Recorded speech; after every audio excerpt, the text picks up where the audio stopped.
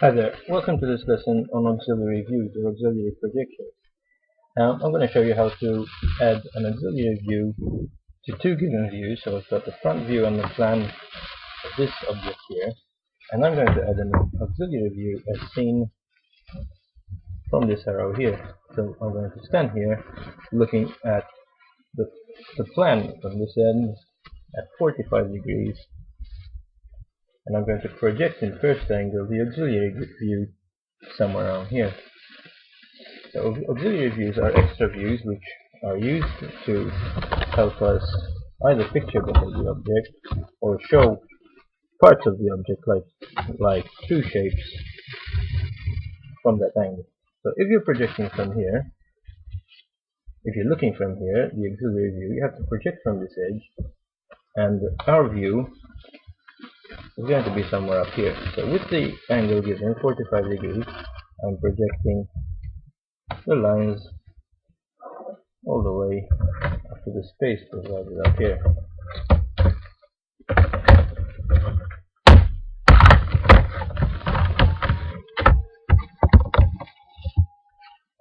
I'm just going to take these 3 points for now,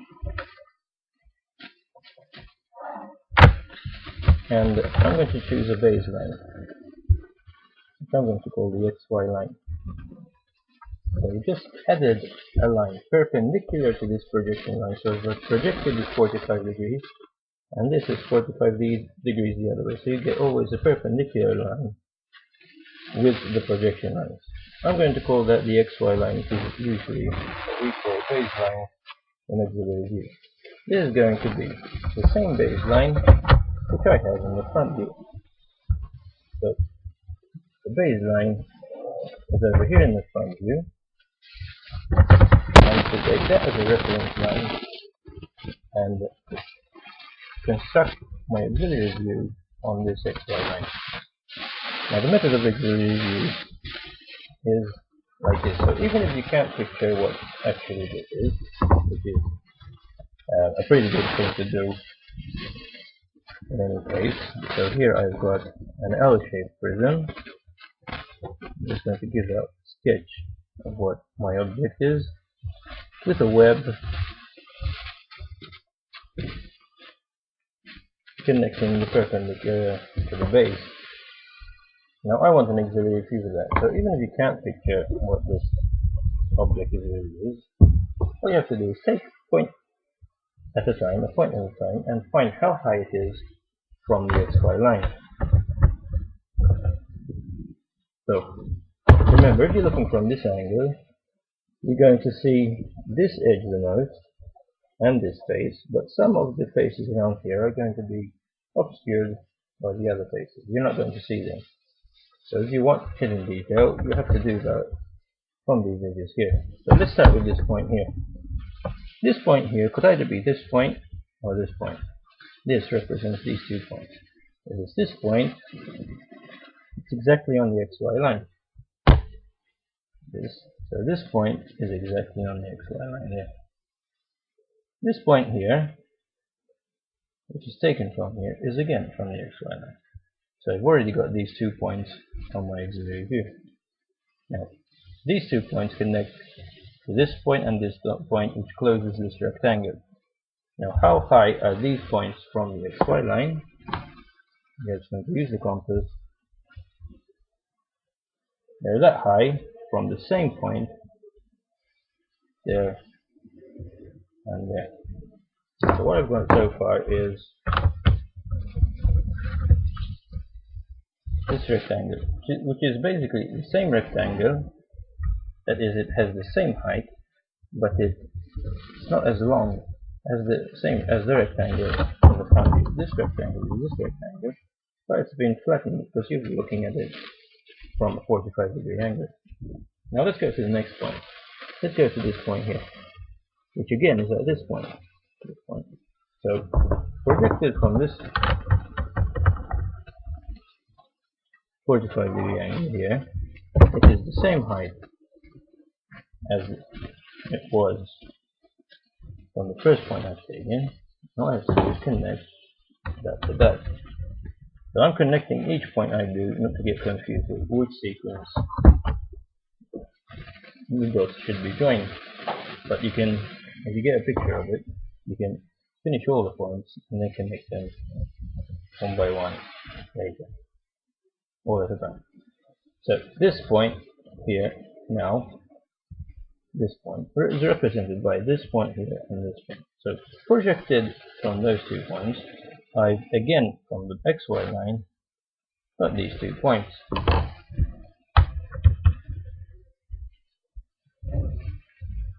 Connecting everything together, I get the L shape that I was looking for.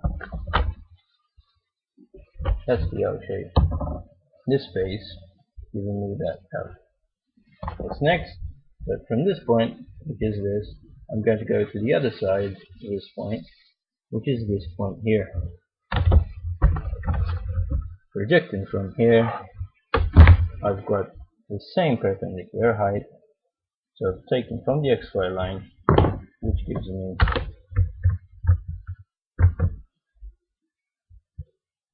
this upright for the L-shaped prism. So there's your L-shaped prism. I'll darken that to get a better picture of what we have. But what I've still got to do is this web here. So this web, it starts from these 2 points and connects to these 2 points. So if I project those 4 points,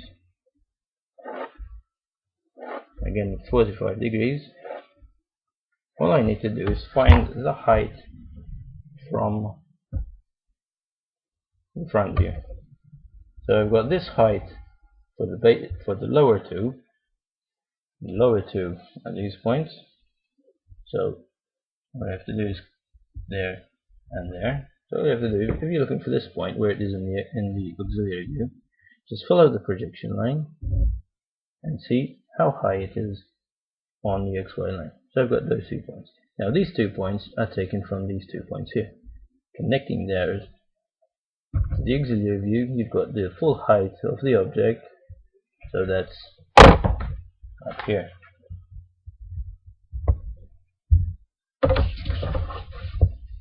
Which gives me my web.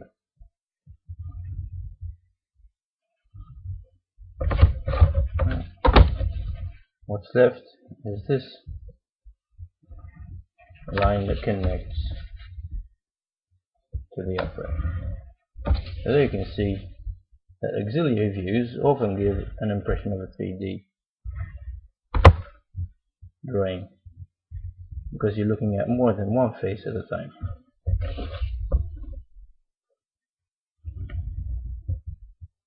Which in fact, in this view, gives you a better idea of what the object is.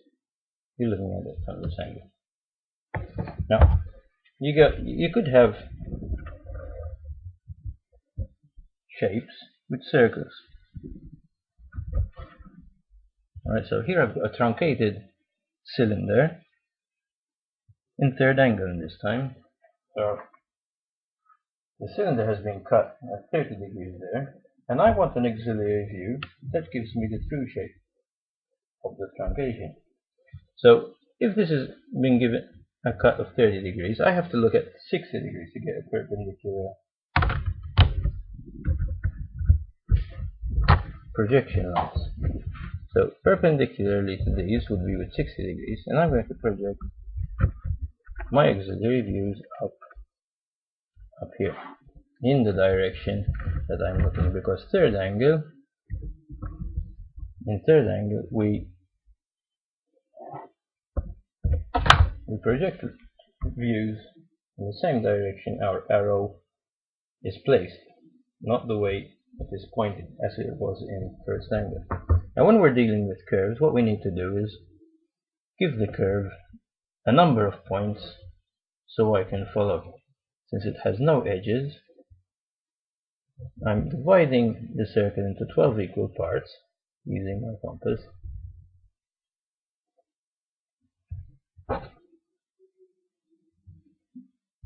It's a very common method when dealing with circles that you divide it into 12 equal parts.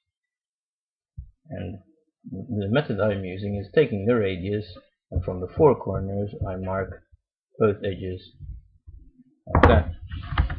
And what you need to do now is those divisions I've just taken, you project them onto the front view. And then to make them a bit darker than they should be, these are just construction lines, but just for you to see. Right. So the 12 divisions have been taken onto the front view. Now those have been taken to the front view because I need some reference lines since it's a smooth surface area. And then projecting from my truncated front face, I'm taking each of these divisions onto the auxiliary view, that is with 60 degrees. Alright, so these 12 divisions have come to the front view. I've projected where those divisions hit the truncated surface. Now what do I need now? I need the XY line. Now since this is a symmetrical shape, I'm going to take my XY line as the middle line, alright, the line of symmetry. Now we'll see how that helps me save some time. Now the XY line is on the opposite object, on the opposite view that we're projecting from. The XY line is always on the other view. Now what I need is that same XY line in the auxiliary view. So I've taken an XY line, again perpendicular to my projection line, so it's 30 degrees parallel to the cut. And what I need to do is each point here, see how high it is from the XY line and take it onto the X view. So this point and this point, they're exactly on the XY line. So I'm going to mark these 2 points on the XY line. The others are gradually increasing. So that's the second point. Now if you measure this, you can mark off that point and that point, that point and that point. So you've got 4 points, all the same height from the XY line.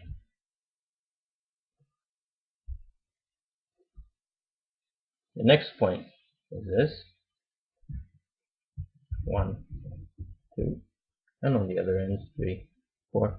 And the diameter of the circle, which is the midpoint, is taken once on opposite sides.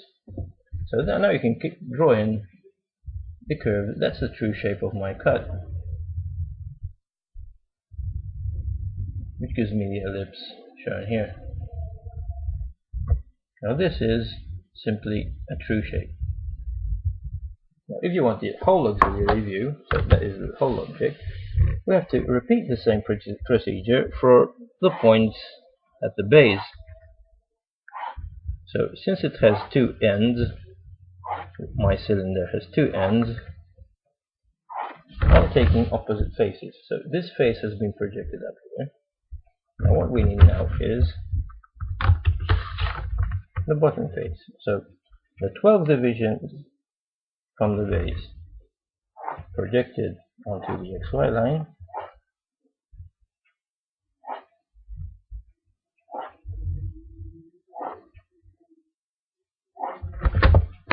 Now how am I going to find them on the auxiliary view? Those are the same points, just taken from different positions, projected from different positions. So they're basically the same distance from the XY line. So the first point is exactly on the XY line, so is the second, which is here. Careful not to confuse the lines coming from the base with the lines coming from the top. This is the second point, so taken from here, from there, from here to there. Second point, the third point, there and there, always measuring from the XY line perpendicularly 90 degrees. Those are the views, the lengths that keep. It's their true length. Missed the point here.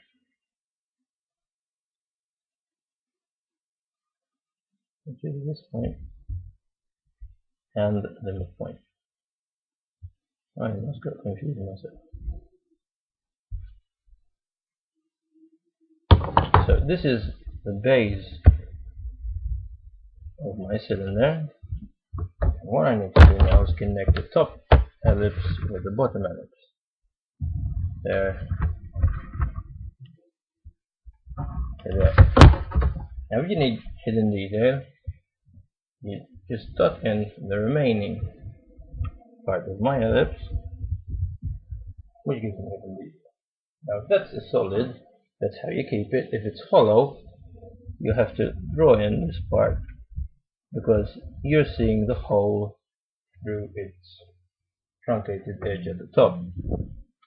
So those are the two basic views, auxiliary views in first angle and in third angle. What I want to show you now quickly is two different setups you could have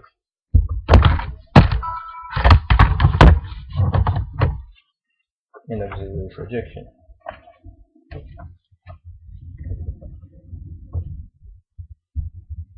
First, let's look at if you have a front and side instead of a front and plan. So if you're projecting from this angle here, let's say you're projecting at 60 degrees from here, and you've got a front and side instead of front and plan. Now what changes? Nothing really, but remember that your XY line now is vertical. So projecting from this, your XY line is in the other view, but vertically now. Right? So it's always perpendicular to the projection lines.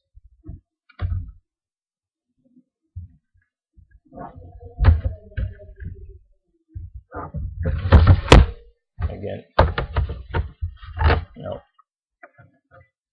I need a 30-degree angle, a 60-degree angle, because I'm projecting 60 degrees, and a 30-degree XY line.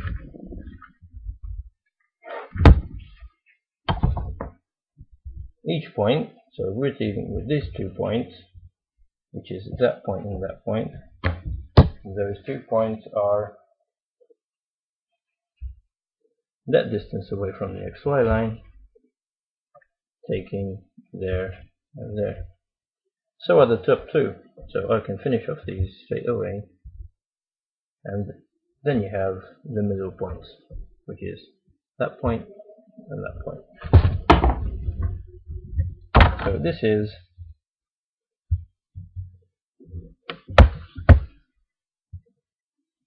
the front face of my hexagonal prism.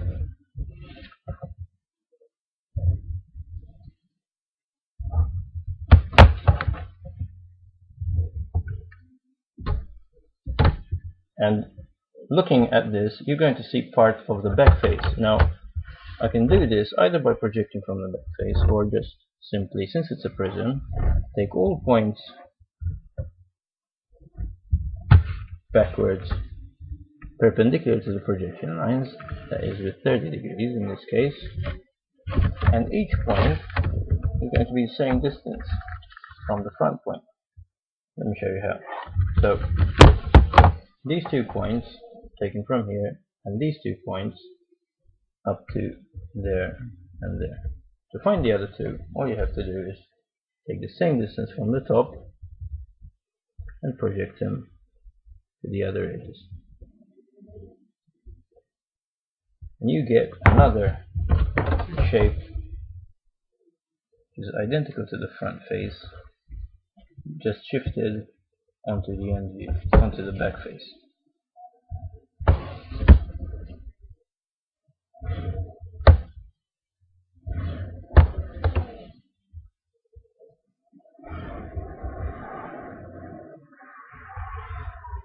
Right, these would be hidden lines, right? Because those are hidden at the back, behind.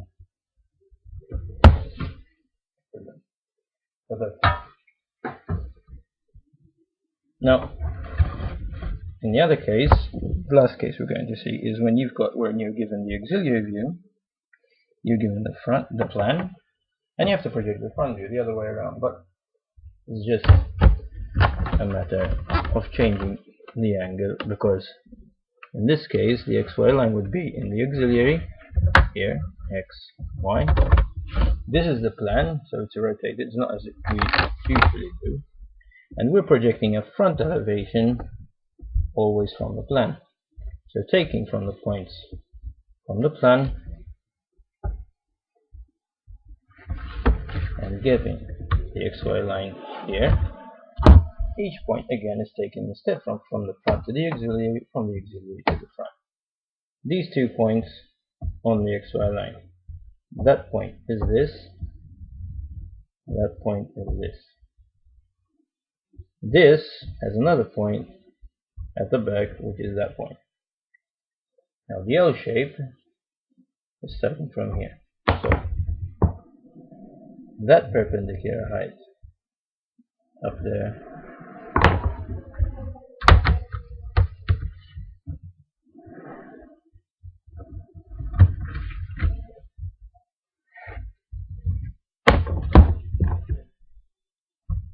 the same perpendicular height on here. So these 2 points projected from here and here to there. The other point, which is this over here. So that gives me my L shape.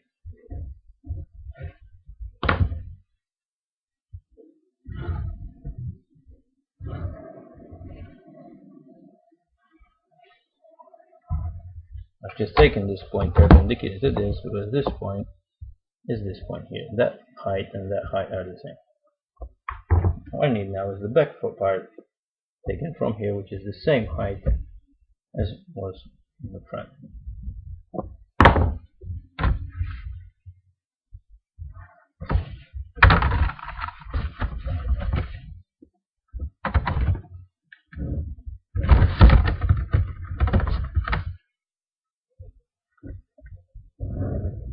So that's my front view. You've got front view seen from the back because this has been rotated.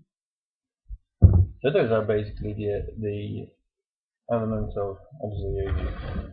So for more advanced drawings like second auxiliary views, so you've got the first auxiliary view from here, and let's say you want another auxiliary view taken at a different angle from this view.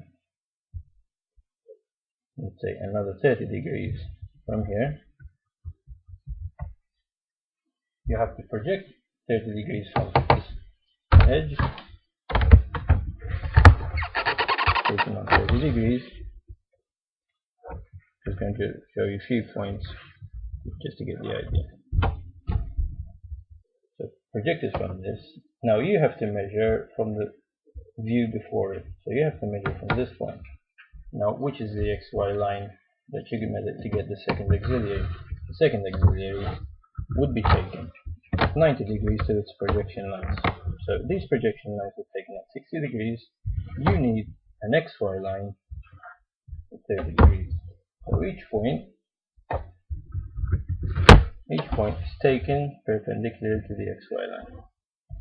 That height measured on the XY line in this view.